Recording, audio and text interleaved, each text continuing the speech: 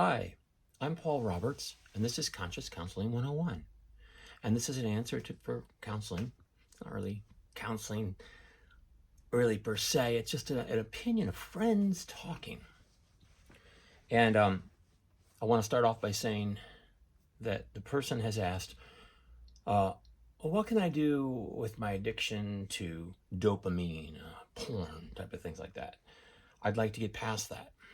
And I wanted to be generic, but I also wanted to kind of like be more helpful to him than I would have been by myself just guessing. And mostly everybody that I've talked to and researched about this is influenced by a religious point of view. But this person mentioned dopamine and trying to get over an addiction to a habitual cycle of a habit. And when I asked about that, he was kind of upset at me because he made it sound as though I didn't care. Just because I didn't see what he was asking doesn't mean I don't care. I do care. And so I hope you'll just take the time to listen to me, because I really do care, and I probably just used the wrong words. And I'm sorry. I'll try to approach it in a secular manner, because there's a lot to it. And let's just start off. And all I want you to, even if I can't help you, know I'm just trying to be a friend, trying to reach out. And anybody else that looks at this. So I'm just a regular person. Can you tell I'm just a regular person? I've got some of my movie props and stuff around behind me. I'm just a regular person, okay? But I know that a lot of regular people aren't reaching out. And I want to be different. I want to reach out. I don't get anything out of this other than I'm trying to help. And I think that if I try to help, maybe I'm helping myself at the same time. So I'm pretty genuine. I think if you listen to what I have to say here, you'll come to see that, even if I'm not hitting the nail on the head of what you'd like me to say. All right, so let's start off with a few things. All right, I just watched a video the other day about Arnold Schwarzenegger, and somebody was interviewing him, and he's out working on the gym. He's a lot smaller than he used to be.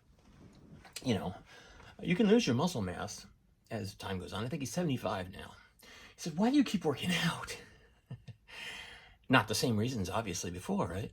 But he said, "It's just what I do. I slept before, but I sleep again. I ate before, I eat again. Everything I do, I repeat. I go in cycles. It's just part of me." Okay? I think that says something. And then the other thing that I wanted to bring up as an example of, take it away from the dopamine and the drugs, because obviously people are doing drugs and they're just doing it because they get something out of it, and sometimes it really hurts them, it even kills them sometimes. But this isn't like that for you. And since you said you didn't have anything about religion really that it had anything to do with, I'm going to take and assume that you're because you got offended that I asked these questions, I'm going to take it as you really, really want to strive for a high, noble, honorable purpose of governance and managerial skills over your own life. And I think that's wonderful. So I'm going to approach it like that. So we take alcoholism, and I asked, this is the question that really, I don't think went over right. Or no, I said this afterwards. I said, well, don't be upset. I'm not trying to annoy you or offend you. But like, let's say I was talking about alcoholism. Are you the kind that likes to go out and party with friends and drinks to excess and parties? Or are you the kind that wants to escape and get away from things and have, two different things? I was trying to show him how if I go religious or go secular, it'd be different. And I think hopefully you'll watch this. Okay. So let's just use alcoholism or drugs. I think you can relate to something I'm going through right now. I'm on a cleansing health diet to lower my triglycerides and cholesterol.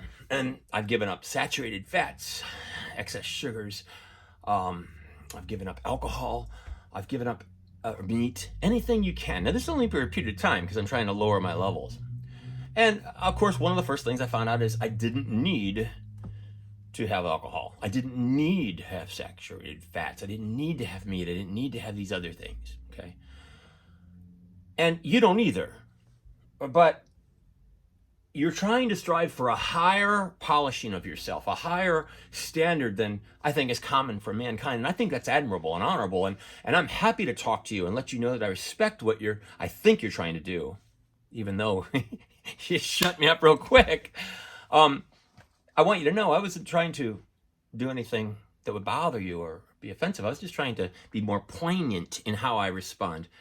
Because a lot of times people will ask me to talk to them, and some people have genuine, really deep-seated concerns, and they won't give me any information to work with.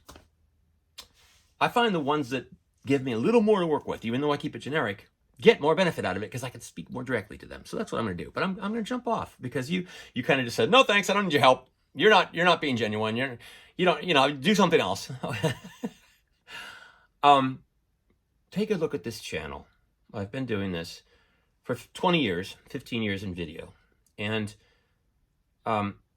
if I'm nothing if not genuine. That doesn't mean I'm helpful or beneficial or can do something with everything. But the fact is I'm here versus not. All right? That's I get to A for effort before I even show up, because I do show up. Okay? So I hope you see that. Okay, let's just talk about this. All right. High level stuff you're rising towards. You're not dealing with guilt, you're not dealing with religious stereotypes, you're not dealing with things like that make you feel bad. You just want to take control and managerial over your own forces. Okay, so let's say I always suspected that I'm not alcoholic, and I know because I just stopped. The diet things, I stopped everything. And I'll be doing this for 3 months. I got 2 more months to go. And no problem. But I have a video on here I did on alcoholism. And I always suspected I was never going to become an alcoholic because I had this touch the wall philosophy. If I go to the beach and I'm going to do my jog, I'm going to do my run, before I get started, I've been an athlete most of my life, and especially as a child, I'd say I'm going to run all the way to that point down there, and I'm not going to stop running until I touch that point, and then I'm going to run all the way back. On the beach, I used to run on Siesta Key and Sarasota. Used to have a wall at the end.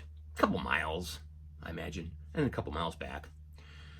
And the reason I did this, I call it my touch the wall philosophy, is because I know if I'm running along, I get tired, I got things in my mind, or my body's hurting me, or I didn't eat enough that day, or whatever.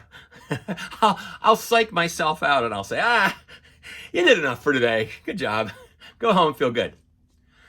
But if I don't allow myself to do that, and I have to touch the wall, okay, it sounds obsessive compulsive, but then I don't allow myself to talk myself out of it or change my perception of things as I go along so that I can somehow become my own worst enemy. And I do it. I go all the way in, come back, okay? Well, I look at the same way with alcohol. I say, okay, it's 5 o'clock. If I want to have happy hour, I'll have a beer, or whatever I'm going to do. My wife even makes wine. And I'm going to stop as soon as I eat. Never going to have another thing. I've done that for a long time. And it works. Because you don't have to think, well, maybe tonight I'm going to do something different. No, it's just always that. And it works. You know, I don't become a victim of something else managing me. I make sure that I'm assuming you are, from what I've heard from you, you want to make sure you manage it. Okay?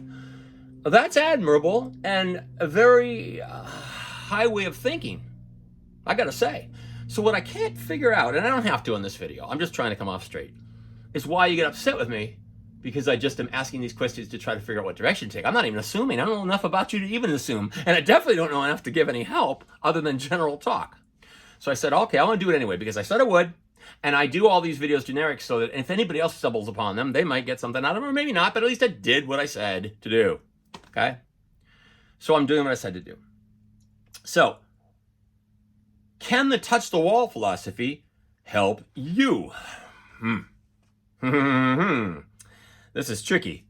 Because whatever comes to you by exercise, and I believe, and I'm not a scientist on this, but I believe some of those feeling good things that you're talking about, dopamine and things like that, and proper chemical balance in the mind and all the things, and cardiovascular health and taking oxygen through the blood and making it rush through your body and everything. I believe that exercise does some of these things too. And I believe alcohol just makes you go, okay, I'm comfortable. Or if you're partying, that's a totally different thing. Energize you, lose some of your inhibitions, and you feel more free. So you're getting something out of both of those. Just like I have a cup of coffee and I wake up in the morning, I feel a little bit better after I have a cup of coffee and a nice hot shower, things like that. That's not necessarily dopamine or chemicals. Do we depend on that or do we like that is the key. So I'm going to start off there. Do you do it just because, like Arnold says, well, it's just part of the things you do? You pump iron, you sleep, you eat. Is it another thing? Or are you sensing that it's out of control? I think you are. I think that's how you came off in your first couple of sentences to me. And you want to rein it back in. And I asked, well, why? And I'm having to suppose it's because you want to be complete master. One of the things I would say, and this isn't a criticism, just consider this. If you want to be a complete master of yourself, make sure that you're also a complete master of giving other people the benefit of the doubt. Me, you didn't give me the benefit of the doubt. Okay? I believe whatever you do unto others will come back to you. You want to be the absolute best you can to someone else, I believe your end result will be you'll give yourself more. Okay? So I just wanted to bring that up, put that in there. I have looked on the internet in a lot of different things, a lot of different ways for this particular subject and every subject, because a mark of the intelligent person, the intelligent mind, is that they're willing and able and desirous to take all ideas and consider them and examine them thoroughly and not throw them out necessarily. Like Bruce Lee says, empty your cup, but then bring in everything. Throw out whatever's useful, throw it out. Whatever's good, bring it in. And your martial art becomes all that you know is useful. And that's what made him as great as he was, and as a philosopher as well.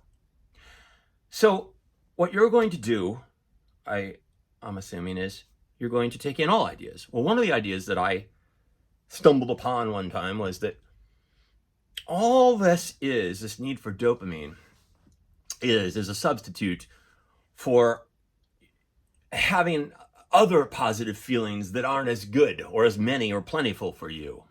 Satisfaction-wise, just your self-security, love, am I worthy of love? Do others give me love? Do others give me something back?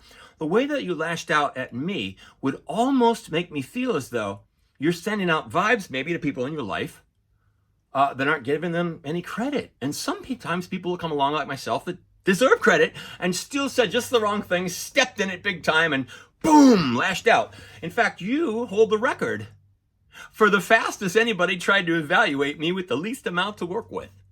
But that's neither here nor there, because I genuinely want to help.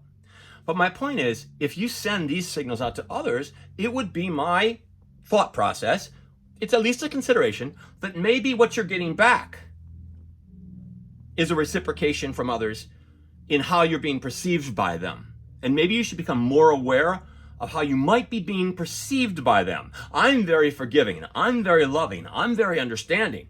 So you don't trouble me when you do this. In fact, like I said, I want to prove more than ever that I'm legitimate and real and honorable and not a jerk. Because I actually care. That's why I do this for nothing, and that's why I've been doing this all this time, and that's why I just wanted to ask the question so I could be better at what it was. But you're going to get this. Now, here's the thing. If I'm even close to anything, and you want to hear more, you say, oh, this guy is genuine. Yeah. Then at that time, you can say, well, this is what I think. Can you elaborate on those specifics? And I'd be glad to. But for right now, I'm thinking that the dopamine is substituting for other things that you'd like to have more of. And I can't show you how to receive those other things. They may or may not come to you from other sources. But if I was a jaded person that didn't care and didn't forgive and didn't love, and I got treated the way that you treated me in those first couple of emails, I wouldn't even have made this video or even tried. And that's the kind of person you're going to find out there in most circumstances. So if you send this signal that you have to me out to others, most of the time, you're going to get something back that's less than you would thrive on or want or like.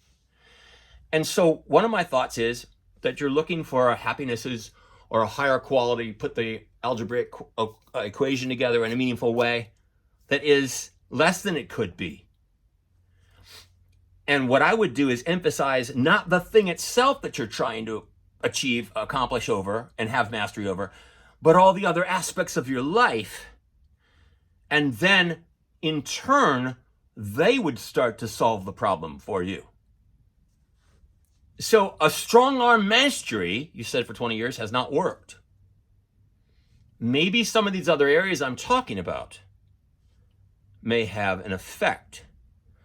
But unless you talk to me more on those things, I don't think even the touch the wall philosophy is going to do anything. Because that's just a symbolic thing. There's no wall for you to touch. What if you get to a month and you say, hey, don't do that anymore? What if you get to a year and say, I don't do that anymore? What if you get to 4 years and say, I don't do that anymore? Okay, you could call it a success. But what if you're involved in a relationship and you're having serious relations with someone and it works out and you really believe that everything's good and maybe that person's killed or they cheat on you and desert you? You're now in the habit of having that great relationship and don't have it anymore. Would you go back to trying to artificially inflate it with something? Maybe, maybe not. I don't know. But without me having anything more to work with, my goal here is to give us a few things to think about. And to just prove that I really care and want to do what I can. And will do more if you allow me to. But I needed to inject good into this world, no matter what your response would be, even if you turn this off and you never even watch it and don't even bother turning it on. I needed to know that my projection of goodness went out there in my attempt, regardless. Because if I can be thwarted down by outside things, and I'm not my own master, then I wouldn't be worthy to even tell you that you could achieve mastery over this.